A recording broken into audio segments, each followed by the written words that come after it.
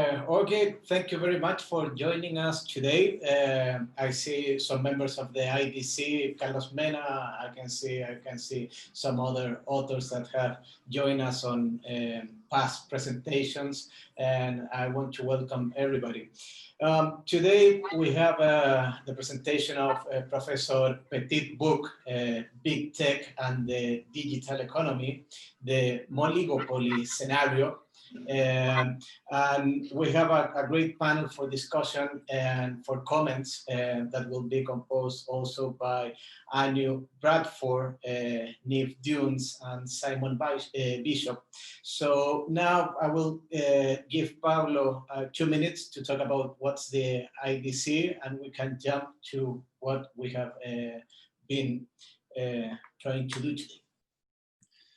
Yes, thank you, Nicolas, and thanks all the speakers today, especially Nicolas Petit for his book. I mean, the IDC, just in 30 seconds, it's an independent space in which we try to promote, investigate on issues related with competition law and policy. The idea is to be a point of contact between academics, professionals, judges, authorities, and legislators. And the idea is to disseminate our ideas on all the ideas and to promote research and investigation, mainly through our events and also through our webpage that we will share the webpage soon with you. We don't have a physical venue, it's just a virtual venue, and that's on purpose because that's one of the main issues in which we, main ways in which we also try to be as independent as we can. We also have an international advisory board. Some of the names of our board are already here today, like Ian Forrester, Barry Hawk. We also have Richard Wish, Makis Konminos, former enforcer, and many other academics and judges or practitioners that are definitely, in a certain way, our equalizers in the way in which we discuss our issues here at the IDC. Nicolas, that's all I have to say on the IDC. Okay, thank you very much, Pablo. Well, we will have our first presentation by Professor Petit. Nicolas Petit is joint chair in competition law at the European University Institute and the Robert Schuman Center for Advanced Studies. He's also invited professor for the College of Europe in Bruges, and he has also experience in competition authorities before, and also in private practice. He has published a good amount of books, and now he has this new book, Big Tech and the Digital Economy, by Oxford University Press. So with that, I will give Nicolas the word, and if you're going to use the slides, please go ahead, and thank you, Nicolas, for presenting your book here.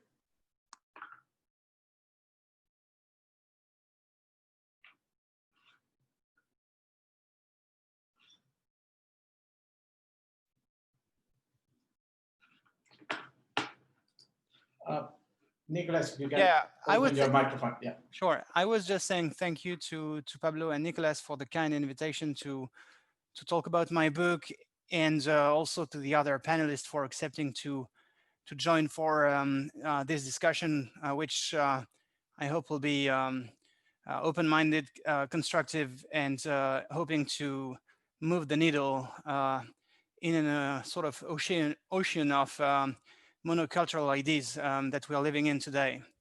So the book appeared and was published a few weeks ago, and I want to talk today about a specific angle that I push a lot in the book, but that I didn't discuss until now in public, which is this concept of indirect entry. So anyone who's got a little bit of antitrust and regulatory experience knows that Joseph Schumpeter's creative destruction theory is quite a hard sell in an applied environment. And in most cases, the creative destruction argument will be heard but not listened to. The sort of breakthrough that Schumpeter talked about seem to be a long-term thing and very rare in reality. In the worst cases, the creative destruction messenger is just looks like a bigot who is deeply convinced that public intervention is a bad thing and that markets tends to equilibrate in the short and long term. And so it will be looked at as just phase-based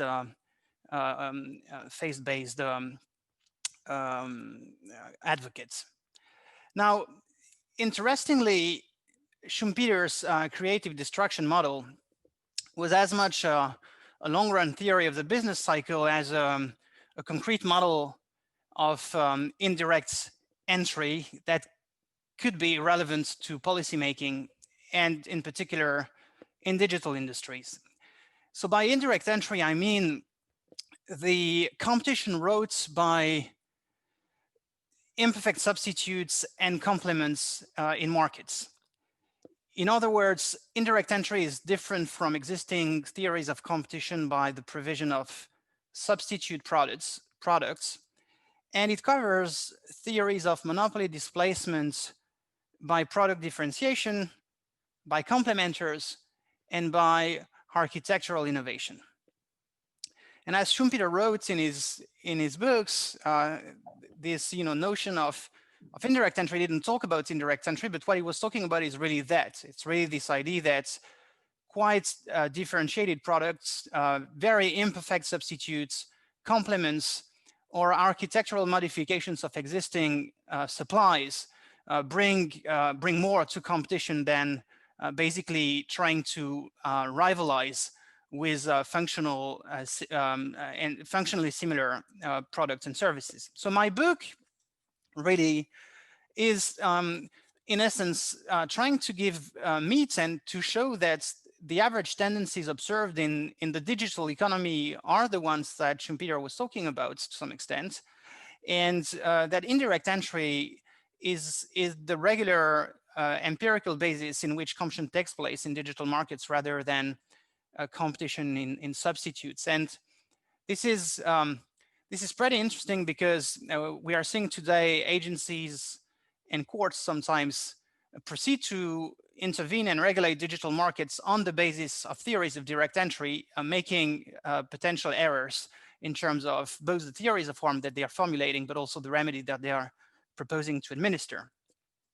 Okay, so let me tell you a little more about that. So Tim Bresnahan, an economist at Stanford University, and Shane Greenstein, who is affiliated to the Harvard Business School, if I'm not mistaken, have documented that the average tendencies of competition in computer industries are ones of indirect entry. So they explain in papers, in various papers, that competition moved from mainframes to mini computers, to microcomputers, to servers every decade or so. And we learn really three things when we read their work. One, platform shifts occurred by indirect entry, not direct entry. Two, new firms, not dominant ones, won the platform shifts. And three, the shifts occurred sequentially, leading to platform replacement every 10 years or so. Now, given the functional proximity of computer industries with what we call today the digital economy, it was very intuitively appealing for me to look into the digital industry under the Bresnahan and Greenstein model of indirect entry. And what we see is really a sort of similar logic with slight differences. So we see first that a process of indirect entry characterizes the emergence of the main consumer-facing monopoly platform that we are discussing today. Search engines leapfrogged portals and browsers at the entry point to the web. Mobile telephony cannibalized desktop computing, and social networking redefined instant messaging and other communication functionality. So in a way, most of today's dominant platforms emerged by indirect entry. One difference with the Bresnahan and Greenstein model is that the digital industry displays a sort of singularity to the extent that all the platform shifts that I just presented, they occurred at the same time, as if all innovation arrivals came at once. Search, e-commerce, and social network platforms came alongside within the same sort of window of time. Now, today we also see that these indirect entry movements, and this is true for each platform, they're not complete. So in other words, the dominant design might not have yet emerged. So we are seeing that, for instance, Facebook attacked MySpace by providing a curated users network of college students. Instagram provided architectural redefinition of the Facebook platform by adding photo capabilities, and TikTok complemented Instagram by adding an entertainment dimension by providing lip sync, music, and dancing capabilities and functionality. So what is the next question, of course?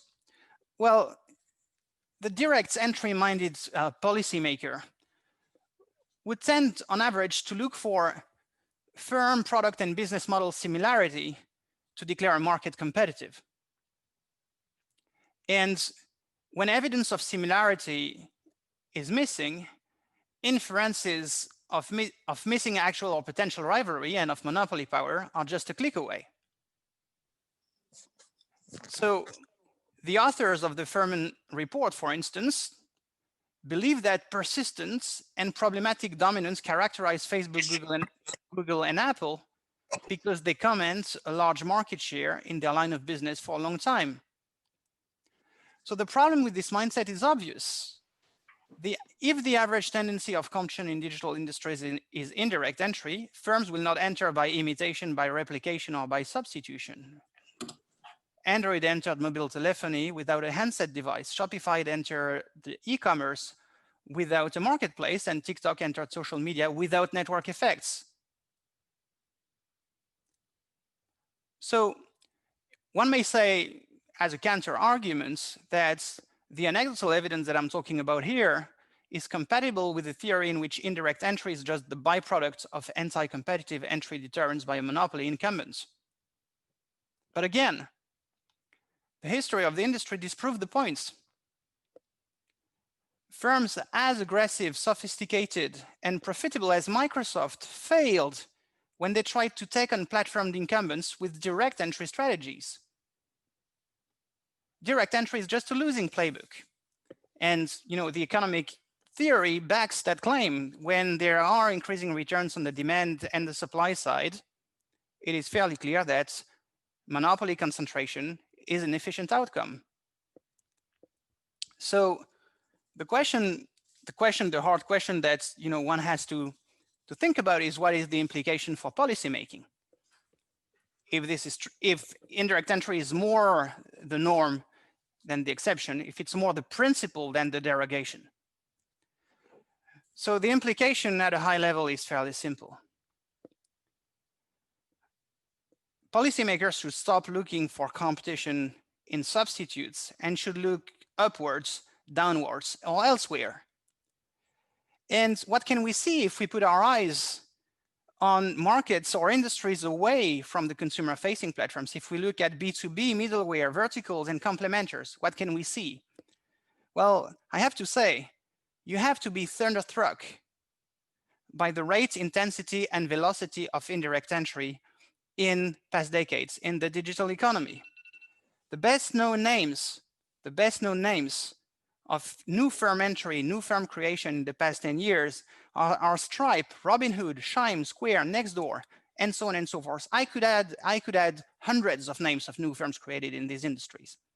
Now, the argument here is certainly not that all these new entries represent a competitive threat to the main dominant platforms. It is not what I'm saying.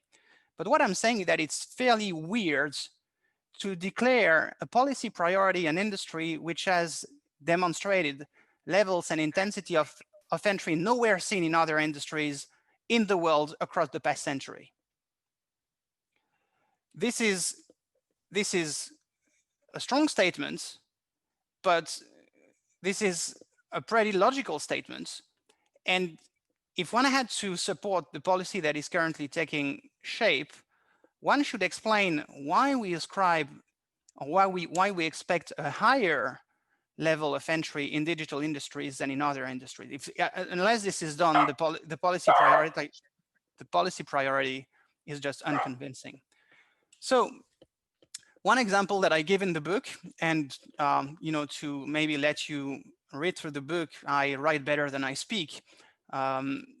Maybe is just to mention it here and relates it to an ongoing case that that hit the press a few weeks ago.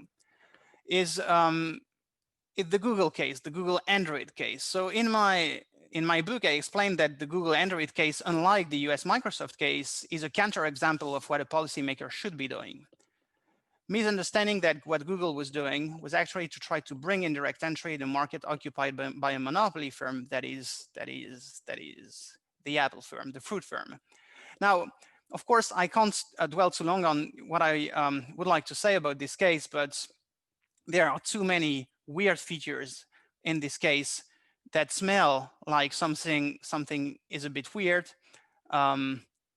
It's a bit sort of rare that the monopoly bad business organization is the one paying billions to an actually richer company, which offers a more closed and less interoperable ecosystem. This is for the high level feature. But if you read my book, and if my presentation gave you more curiosity towards reading the book, I'm sure you'll read much more sophisticated and convincing arguments that explain why the Google Android of the case of the EC and why the ongoing complaints against Google in the United States might be based on a wrong theory of harm and on a wrong competitive counterfactual. So that's all I have to say. I thank you for your attention. Thanks, Nicolas. That's very interesting, and actually you have presented before other chapters of your book and parts of your book. Today we had the statement of objections in the Amazon case by the EU, but with no further delay, I want to give the word to Niamh Bradford. Niamh is Henry L. Mose Professor of Law and International Organization at Columbia Law School. And she's also a director for Columbia's European Legal Studies Center and a senior scholar at Jerome A. Chazen Institute for Global Business at Columbia Business School. She had done a lot of research, and recently she had published, and she's the author of the book, The Brussels Effects, How the European Union Rules the World. So, Niamh, please go ahead. Thank you so much. So let me start by just extending my warmest congratulations to you, Nicolas. It is a terrific book, and the timing is also more than perfect. So I think what we are witnessing right now is a battle for the soul of antitrust law. It is a more exciting conversation than we had witnessed for a long time. And I think the conversation is rich, and I think it is all the more so because of this contribution. So I think it's a really, really important one, and I applaud you for offering us so much to think about. So there would be a lot to discuss. So let me just offer a few thoughts and questions, and then maybe have you choose whether there's a few that we will have time to engage on as part of this call. But maybe my first question would be whether we should read your book as providing a universal theory of how antitrust should regulate big tech. So we know that the US is now going after Google. Today, the EU has launched or said that it will launch a case against Amazon, building on many other cases that are on their way. India is now going against Google. So would all these jurisdictions need to read your book the same way? Or do you believe that the right regulatory approach is dependent on the kind of institutions and remedies and other features of the legal system within which antitrust law and big tech on that market is embedded? So that's my first question. And then my second question is maybe to try to place your book within this conversation that is on its way, and maybe have you situate or respond to some of the existing contributions. So first, I would want to highlight a book that I thought was terrific, recently published by Thomas Philippon, who is an economist, a French economist at NYU. And he wrote this book called The Great Reversal, How America Gave Up on Free Markets. And he argues quite convincingly, I think, that the lack of antitrust regulation in the United States is one of the reasons why we see the markets become so concentrated.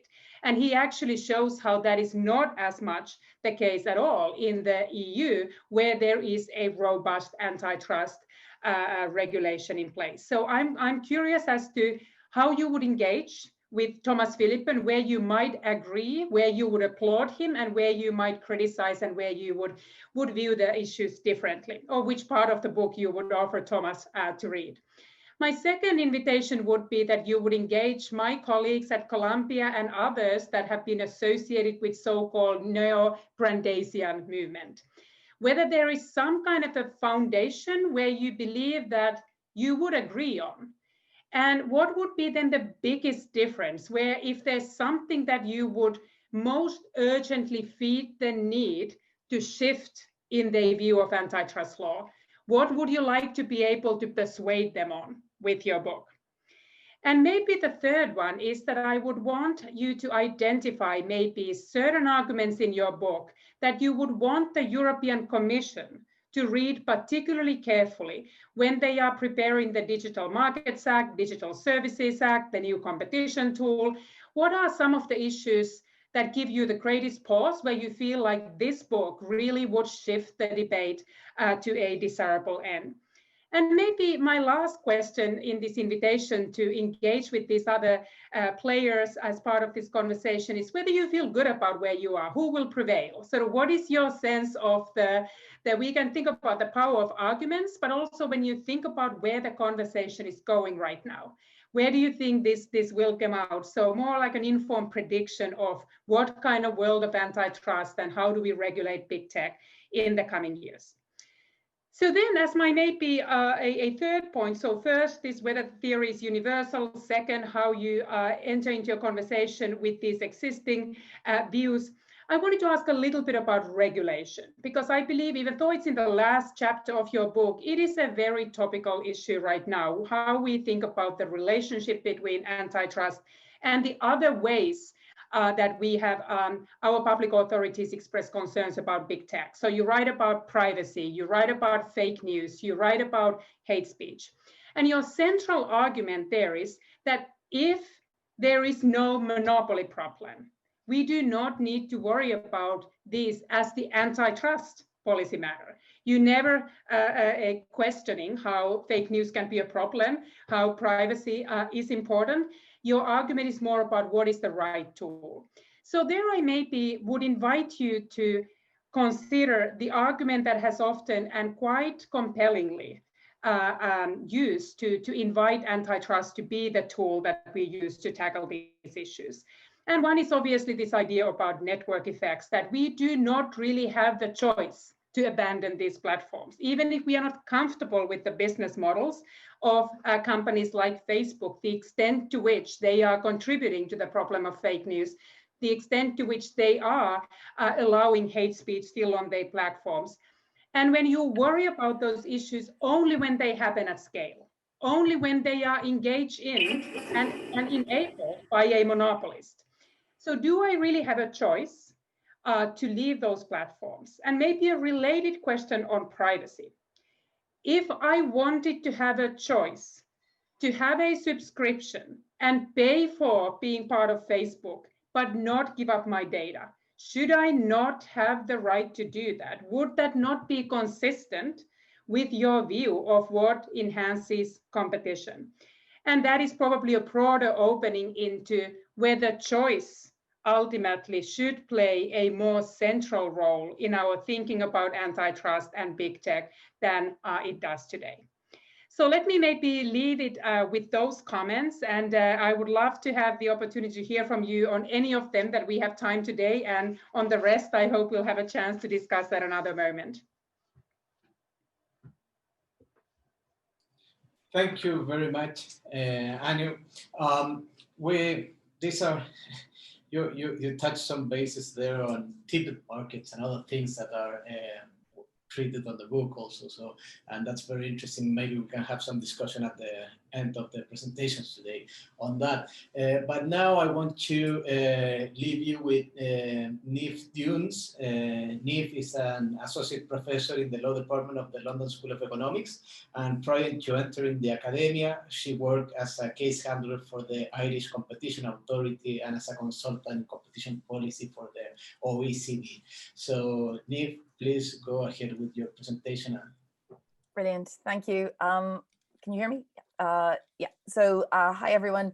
Thank you so much for joining today. Thank you to the IDC for the invitation, and thank you to Nicolas for this fantastic book, which is an occasion for us all to gather and to talk about these very important themes. And this really is, I think, as Anu brought out, this really is such a hot topic in antitrust law. I think there's those who maybe would not dispute, but would say to the notion that we're arguing over the soul of antitrust law. We're arguing over the soul of antitrust law, but we sort of do so every generation. You know, that the Harry First point that, you know, this could be hipster antitrust, but it's also Woodstock antitrust. And there is there's a cyclical notion to this, but it is certainly something which seems to be the number one thing we've been discussing for over half a decade at this stage in terms of contemporary competition policy all around the world. It's not just a US question, it's not just an EU question.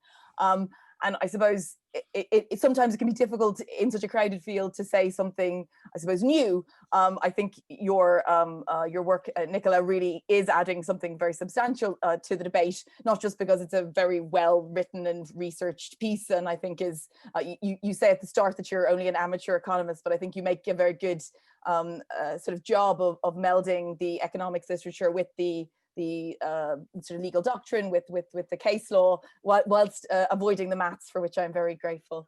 But I suppose what, for me, it was almost a relief to read something which was just not such a polarized piece, because it's such a difficult debate, I feel, today, that there is so much, it almost seems like people are talking past each other, that everybody has such a clear, almost ideological viewpoint on things, and you're either in one camp or you're the other. You're either on the side of the angel, you're on the side of the devils, and there's very little nuance, I feel, to this debate. And so I think your work, your presentation earlier kind of very, I suppose, forcefully made the point there's a lot more competition potentially here going on than we might think, but also the book itself goes on to explain, actually, but we still need antitrust enforcement, and you build a theory of when we might need antitrust enforcement and how we might go about identifying, what is this, the Breyer term, the pro-competitive sheep from the anti-competitive goats, as it were, in the digital sphere. And I feel, so this polarization, I feel, very much is something which disquiets me, because you've either got the iconoclasts on one hand, many of whom have some association with Columbia University, indeed, and I suppose it's a strong argument for the fact that digital markets are unique in many senses, that what has been developed previously simply will not work now, and we need to kind of throw everything out and start again. And often the argument is quite literally starting again back in the kind of the original interpretation of the Sherman Act from the late 19th century, which I have to say I find a little bit, I suppose it's a bit problematic that we sort of have to ignore 100+ years of progress in economics to kind of deal with very high-tech markets. And so I'd say it's not the first time in my life that the critical legal studies movement has left me a little bit cold, but this one might be the one that hurts the most. It's the most acute. But on the other hand, it feels like the other side of the debate is people who see themselves as defenders of the faith, and they are stuck in the 1970s and they cannot get past these very basic efficiency arguments. And there's very little engagement with what I think are very reasonable criticisms about the fact that antitrust does not seem to be working well. Even if it works well in theory, it's not enough to work well in theory. It has to work well in practice, and it's just not working well in practice. And we maybe need to take into account some of these unique features of digital markets, or at least these very strong characteristics which seem to be informing dynamics of competition. And so I think your book is very helpful in that regard. You kind of start with your presentation. A lot of it was on the second half of chapter 4, but I actually really like the start of chapter 4. in particular, where you go through the characteristics of the big tech, say 6 big tech firms, and then talk about the dynamics that you see, some common characteristics, because I thought that really frames the debate very well. Often when you see pieces on competition in digital markets, they just trot out network effects and multi-sided markets and zero price products, and they say everything leans towards, we need a new type of antitrust for this problem. Whereas I think actually looking at it in terms of the dynamics of the firms and ways in which they all seem to kind of how their business models work similarly, pointed to both, I suppose, some potential problems, but also some potential counterbalancing arguments. So I think that there you see a lot more nuance than in some sides of the debate.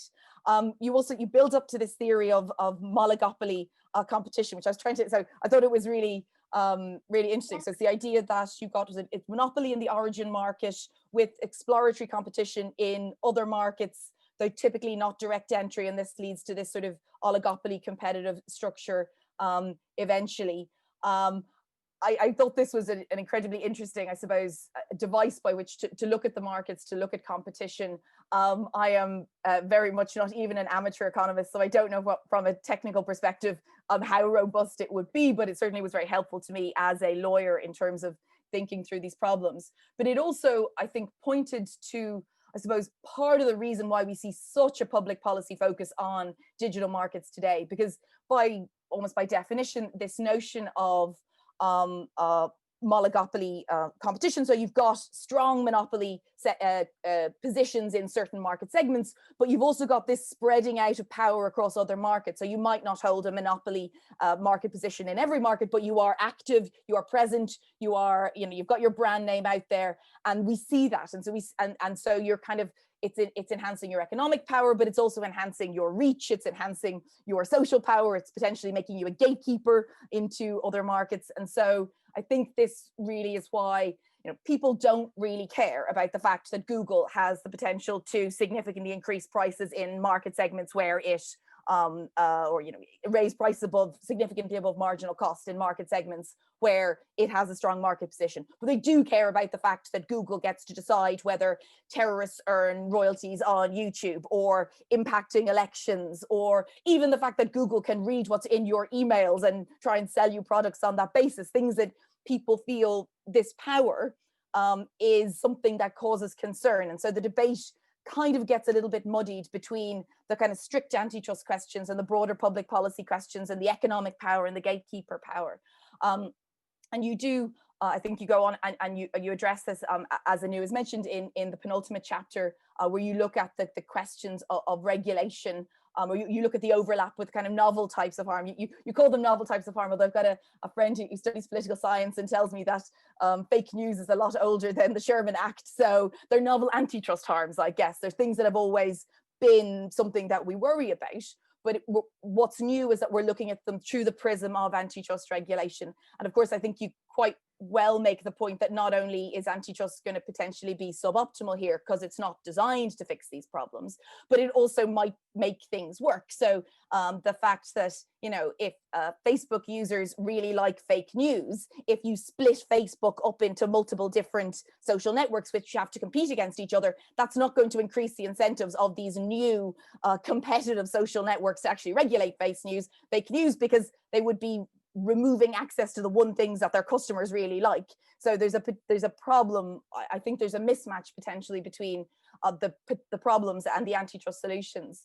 So I guess the one question that I would ask, which I think it very much leads into something Anu has mentioned, is the extent to which the ideas that you have articulated, developed the Moligopoly theory, I suppose your maybe constrained use of antitrust in the digital sphere. You're not ruling it out by any means, but you say, you need a kind of more targeted application. To what extent does that have a use, or to what extent should that inform things like the brave new world of ex-ante codes of conduct, or a new competition tool with a structural focus? Does your book tell us we don't need these things, or does your book tell us how we can best do these things, do you think? But yeah, it was excellent. Thank you. Thank you, Niamh, for the comments. There's one thing that we were talking with Pablo before starting today, was that some of the solutions that you will bring in Europe and in the US regarding these problems will be copied in Latin America in other realities and totally on presumptions on how things work. And that's something that is complicated and we have to analyze very, very good.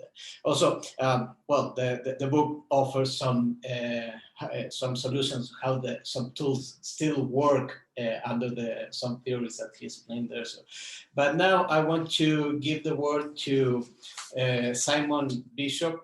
Simon is a partner and co-founder of RBB Economics and has written widely on the role of practical use of economics in competition policy proceedings. He's a co-author of the Economics of EC Competition Law, and also he won the Antitrust Writing Award for the Best Academic Economics Article in 2014. And he's the co-editor of the European Competition Journal, along with Philip Marsden. So Simon, please, we want to hear about killer acquisitions and other stuff. Go ahead. Okay, well, thank you very much for inviting me to participate, and particularly as I'm the only economist on this panel.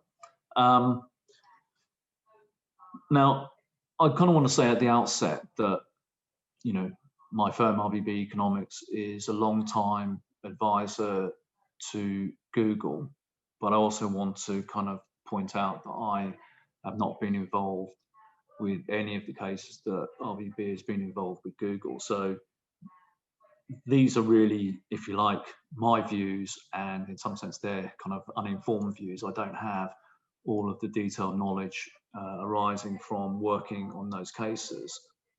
And this kind of final disclaimer, I don't think I've got all or even any of the answers to some of the questions. And I wanted to kind of really put my remarks under three headings. And I think the first one is kind of a need for precision. And I think this goes to the point that Niamh has just been talking about as well. What are we actually addressing here? You know, we've got a whole range of issues, and don't we really need to be clear about what we're concerned about, and then take a view about what's the right government tools to address those. And the second heading is there's another need for precision, you know, and kind of what are the theories of harm here we're actually addressing. And the third one is some of the policy recommendations which are being proposed relating to mergers in the tech sector, and in particular the claims that there's been massive under-enforcement and that we need to have a change in the legal standard, indeed a reversal of burden of proof. So as Niamh said, I think on the first need for precision, you know, there are lots of different issues here. There's privacy issues, there's political power, there's political influence, and then there's antitrust. And while I think there's probably some overlap between these areas, for me, a lot of this discussion doesn't really articulate what the boundaries are between all those various issues. And it's quite easy to get into a position of being indignant about privacy and worked up about privacy issues, and for that then to spill over into your views about how you view these big tech companies and what they can allegedly do in an antitrust setting. And I think, you know, before we, you know, as Niamh said, there's kind of a lot of kind of big tension here and ideological positions on both sides. And I think when we come to antitrust, Anu said, you know, we're living in exciting times where antitrust is in the forefront. But it kind of reminds me of a Chinese proverb which says, we live in exciting times, and that's not a good thing. And, you know, we as antitrust, you know, I'm reminded of another one by Keynes, who was talking about economists, but I think we can apply it to all antitrust practitioners, is that, you know, we should be like dentists, you know, competent but actually boring. You know, the fact that antitrust is such in the news, I think is a failure rather than a success. So my second issue is going, what are the theories of harm here? And I think, you know, I've kind of sat in a number of presentations about what are the alleged anti-competitive issues across you know, most of these big tech companies. And it always comes down to me, well, how are consumers worse off here? And actually, when you look at it, most of these theories of harm are related to essentially the dominant platform, if we want to call them that, kind of self-preferencing or doing something else which gives them an advantage over smaller players. Well, 15 years ago in Europe, at least, we had a cold debate about what was the goals of competition policy, and it was to protect competition, not protect competitors. And that debate, I thought, was, you know, pretty well and firmly won. But we seem to have some backsliding here. We kind of almost seem to be saying, well, you know, if we kind of just tilt the playing field here in favour of some of these smaller players and new entrants, we'd have better competition in the future. And that could be true. But, you know, someone ought to be able to articulate that in a series of proper steps which are likely or reasonably likely to arise, not just kind of say 2 firms is better than 1 or 5 firms is better than 4. And I think this whole thing also is kind of around about there's been under enforcement. Really? You know, where's the evidence for that? That's kind of what people have been stating, but the studies which have come up with linking increased concentration with increased market power are really, really poor studies. These studies are assuming that market power is price above short-run marginal cost. Well, that might be the benchmark that academic economists use because they're looking in the world of perfect competition. But for a policy benchmark, that cannot be a sensible benchmark. You know, most of the markets we deal with in the real world are oligopolies. And in all oligopolies, wherever we have fixed costs, we know that prices, the competitive price, has to be above short-run marginal cost. So how can just looking at short prices above short-run marginal cost tell you anything about market power? And this is, I think, is a big failing of the academic commentary on antitrust at the moment. So the last heading really is about this claim that there's been massive under-enforcement in merger control and that we need a reversal of the burden of proof. Now, those are kind of 2 arguments, and I think, you know, they're often conflating. I think we need to look at them one by one. And we also need to remember that just because people state these arguments often, you know, and loudly, doesn't make them true. You know, we need to kind of have a proper, you know, a cold, calm assessment of what arguments are being made. So the first one, under enforcement, and these normally relate to what we call the elimination of potential competition. And there are a number of commentators who claim that they're doing massive under enforcement. And there have been a number of what they call poster children for this under enforcement. And we could talk about Facebook, Instagram, and Google DoubleClick as some of the ones mentioned. Spectacular misses, I think, is what some people have said. Well, what do we mean here by spectacular misses? Both of these merger cases were assessed by competent competition authorities. And in particular, the Google DoubleClick was subject to a phase 2 investigation. So what are the under enforcement saying? Are they saying that there was incompetence or something else? And it's not clear to me. I mean, really, these cases, if they're claiming that those should have been blocked, then they need to do the analysis and explain why they should have been blocked. Proper economic analysis, not just, you know, wild accusations. And then the final thing is, well, the reversal of burden of proof. Well, when we talk about this, we also need to think about what are the actual costs here, because reversing the burden of proof significantly increases the chances of over-intervention. And whilst competition authorities, you know, would like to have, you know, more discretion and easier powers, you know, there are costs to over-intervention. Mergers which are incorrectly blocked raise competition issues and adverse consumer harm, because mergers are an important part of the dynamic process. Secondly, you know, within this, if you have a presumption, how's it going to be overturned? you know, if we think about the structural presumptions in the US and to an implicit extent in Europe, where we have market shares, well, it's clear how the presumption can be. But if you're just saying a merger between a big tech company and any other tech company, it should be banned. Well, I've got no basis at all of how I know even to begin to say that presumption should be overturned. So I think, you know, my comments really echoing Niamh's comments, but, you know, very solidly from an economic perspective, is that we should stop shouting at each other and actually get back to actually doing some economic analysis. Thank you, Simon. Thank you, Anu, Niamh. Nicolas, before we give the room to the audience, do you have any reaction to Anu's, Simon's, or Niamh's comments? Yes, sure. I mean, I don't know what you want me to do, because I could go, you know, point after point, to, you know, and address that. But maybe it's just better to you know, give people a say. I just want to say one very high level thing, which is, I think the people on the table here seem to be a little disconcerted, and I share this disconcert with them about the tone and content of the antitrust conversation and the sort of inflammatory nature that it has taken in past years. There was a lot of civility in the community 10 years ago.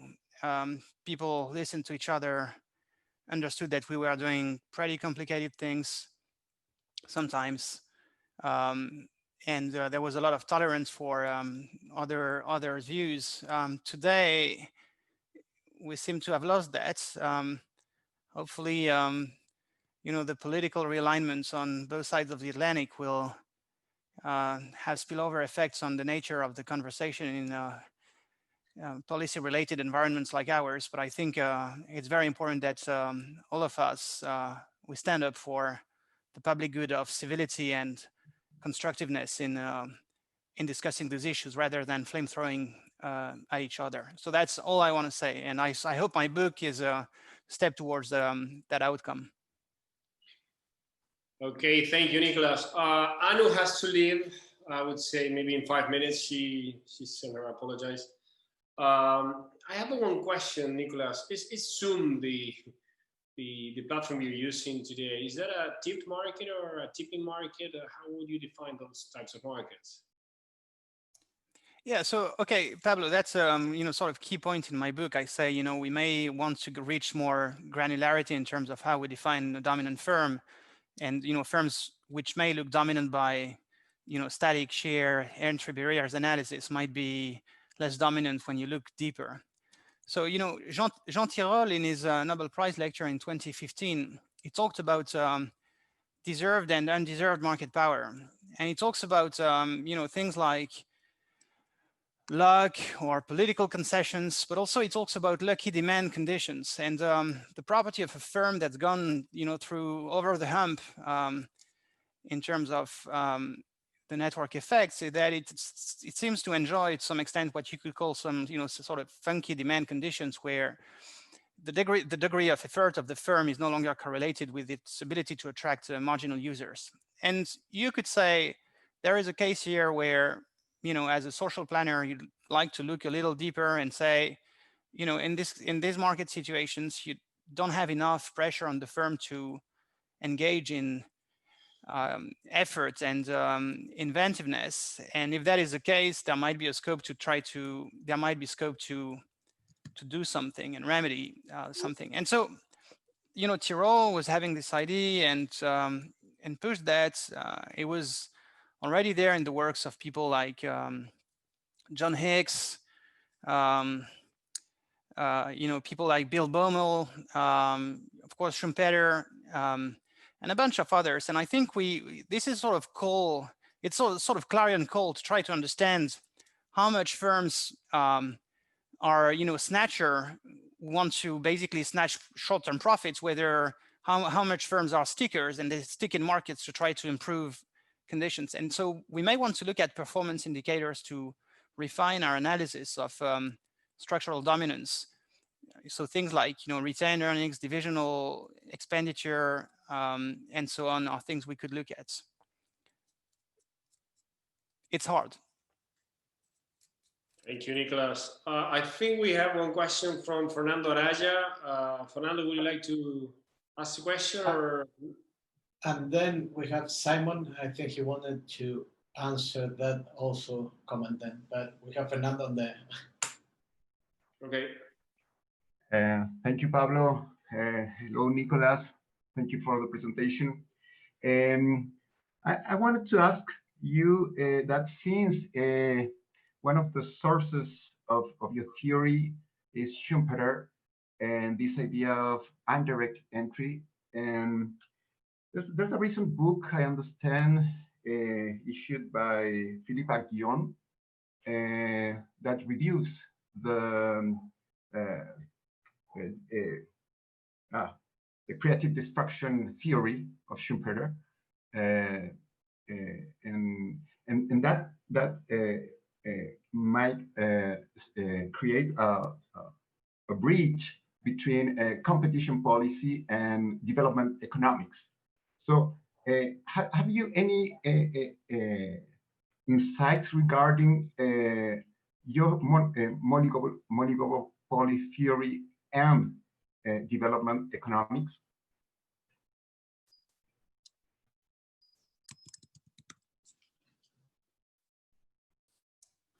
Hey, Fernando. I didn't read the Philippe Aghion and colleagues' book, but so I might not be able to address your question precisely.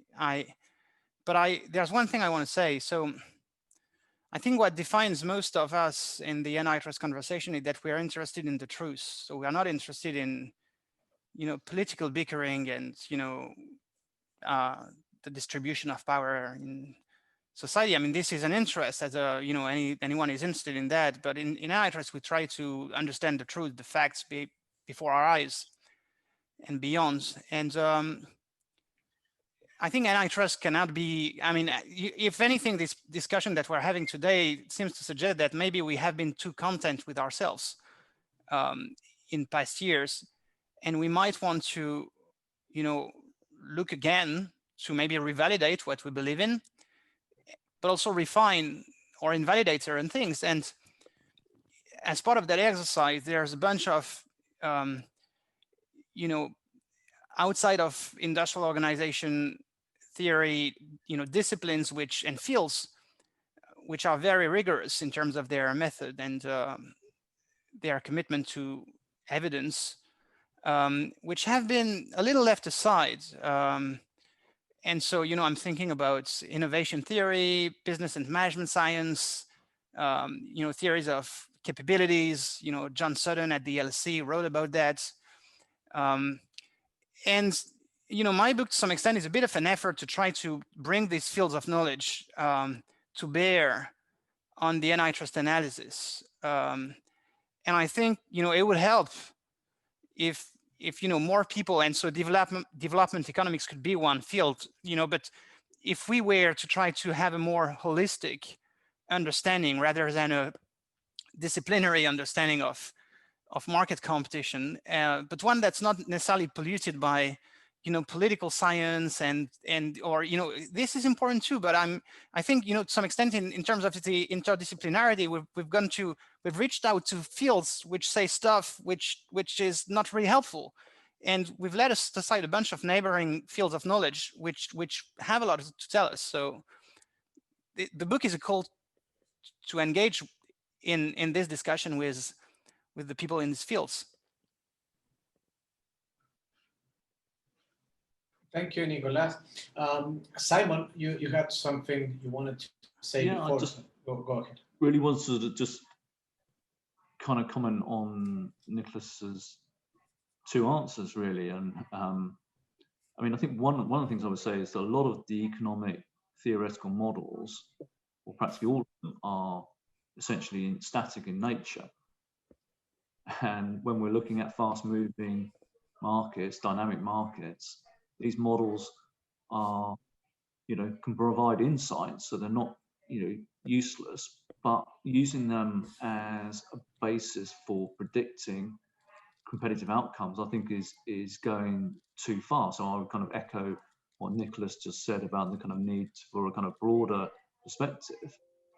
And I think kind of related to that, what I was going to say was that when we talk about established positions, again, I think, you know, there's a real tendency to take a kind of static view. And I'll give you two examples of where that static view can get you very wrong. I mean, in 2007, 2008, the European Commission were looking at a vertical merger between Nokia and Navtech. And the Commission's decision says, you know, Nokia has an unassailable market position in mobile phone handsets. Well, you know, who has a, 5 years later, who has a Nokia handset? And in that same decision, they were saying, well, the parties argue that, you know, these new providers of map services are going to enter the market. And who were those? Those are Microsoft and Google. And the Commission said, well, we think that's extremely unlikely. and then you can, and even talk about it in video games in the UK.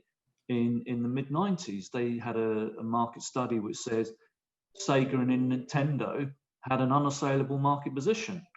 And 3 months after that report was published, Sony launched the PlayStation for the first time. So I think taking into account the dynamics of the competitive process is critically important, because that delivers more benefits to society than trying to protect some static sense of consumer surplus. Thank you, Simon. I wonder if Niamh has something to say on this.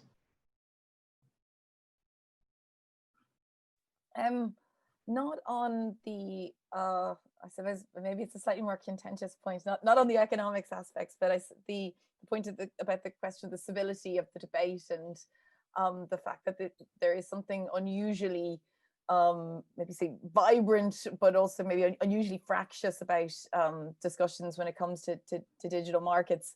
I think it is something which there's a lot of different factors coming together. So there's an absence of regulation in other areas, but I think there is also a dynamic which is slightly problematic. And so it's not one I want to push too much, but I think there's a lot of people there's a lot of scholarship for hire as well in this area. There's a lot of people who go to conferences and are very, very emphatic about something, not because they necessarily care or think that that is the truth from a substantive legal perspective, but because it fits with the kind of, they work in a research center that is sponsored by Google or Facebook or whatever it might be. Or on the other side of the debate, they are, it's not just the kind of people who are resisting who have this, where this is a factor. I think if you are arguing that Google should be more heavily regulated, but ultimately you're being paid by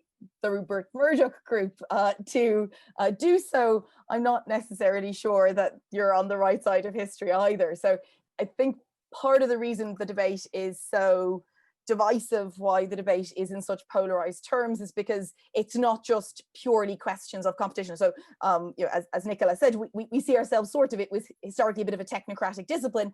It's not just the technocrats talking to each other anymore. Behind the technocrats there are also some vested interests, and I think that has bled into a certain extent into the kind of substantive questions, which is a little bit unfortunate, I think. Thank you, Niamh. We have arrived to the time we had a program for this. I think that maybe we can have a second part on this, because there are so many chapters that are very interesting on the book, and I want to go through them. I will go through them meticulously. So I wanted to thank everybody. I wanted to congratulate again Nicolas for his book, and this is something that is very helpful in the times we're having now. Maybe we can, maybe if you just can give me a final thoughts on maybe the statement of objections we have seen today, or maybe another, just the last tip, and then just to finalize this activity.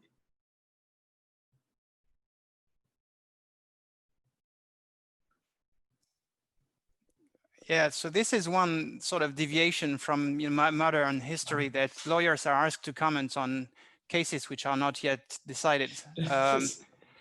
And so, you know, as a cautious lawyer, I would probably not comment on that, even though from a legal standpoint, if the commission follows the advice it gave to itself in the guidance paper, this case should not fly, short of direct or indirect consumer harm and restricted outputs. If the commission decides not to follow its own guidelines on Article 82 or Article 102 now, that case can fly. The problem being that the courts in Europe have tended in recent cases to align with the substance of the Commission's guidelines. So no doubt we'll have years of legal disputations in the next years, which is fascinating, and certainly also discussions with economists about what to do in these complicated cases. Thank you so much. I'm sorry for putting you in that position, but that's something that my Latin American colleagues won't forgive me if I throw that question to you. So, Pablo. Well, thank you both, Nicolas Petit, and all the commentators. I think there's in my personal case, I'm more learning than so I don't have any question more than what I've said, what I asked. And more, I think the objective of the IDC has absolutely been completed today, in the sense of this is a place in which we want to discuss independently. And going to Niamh's comments, I think there's lots of other issues going on in these discussions. So, and that's something we touched in previous activities. So thanks again, Niamh, Nicolas, Simon, and Anu had just left. And thank you very, very much for being here with us, and hope to see you again soon at the IDC. Thanks very much for inviting me. Thank you. Bye-bye. Bye-bye. Thank you so much, everyone. Thank you.